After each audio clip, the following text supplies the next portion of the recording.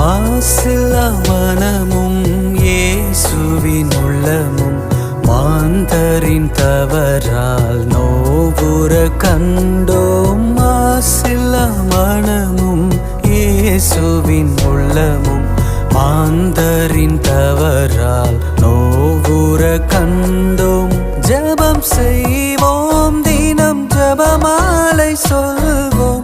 ஜெபம் செய்வோம், தினம் ஜெபமாலை சொல்வோம். பாவத்திற்காக பரிகாரம் புரிவோம். மாதாவே சரணம்.